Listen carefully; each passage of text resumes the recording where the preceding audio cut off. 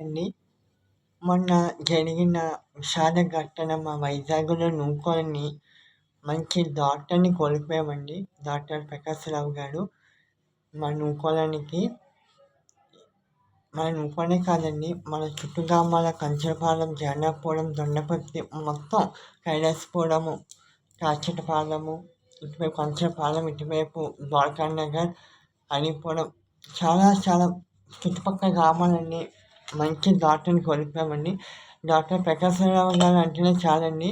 జ్వరం వచ్చా పొద్ పొద్దునకి పొద్దునొస్తే ఎప్పుడు వెళ్తే ఇంజక్షన్‌తోటి తన కళాకల్మషం లేని నవ్వుతో పలకరిస్తే ఆ ఇంజక్షన్ ఏస్తారంటే తగ్గిపోయింది. నాకు ఊహ వచ్చినప్పుడు రూపాయి, రూ. 2 అలా ఉండేదండి. ఇప్పుడు 2025లో రూ. 20 తీసుకున్నాను. అది కూడా ఇస్తేనే తీసుకునేవాడిని. అడిగేవాడు కూడా కాదు డాక్టర్. అంత మంచి చక్కని డాక్టర్‌ని ఈరోజు మనము కోల్పోయామంటే చాలా బాధగా ఉన్నదండి.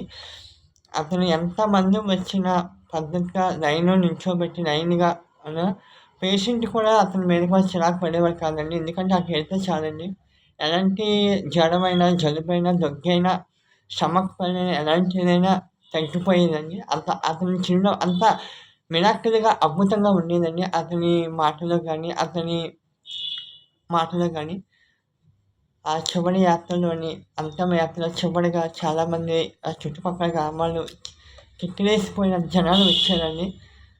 చూడండి నా వీడియో రూపంలో. ఒక బాధగా అనిపిస్తుంది. ఒక డాక్టర్‌ని ఇంతలాగా చెప్తున్నారంటే ఎప్పుడు కాదండి. చాలా మంచి డాక్టరు. అతని ఆత్మకి అతని ఆత్మకి శాంతి చేకూరాలని మనస్ఫూర్తిగా కోరుకుంటున్నాను. సర్వే జన సుఖినో భవంతు. చూడండి ఇతనే ప్రకాశ్‌రావు గారు.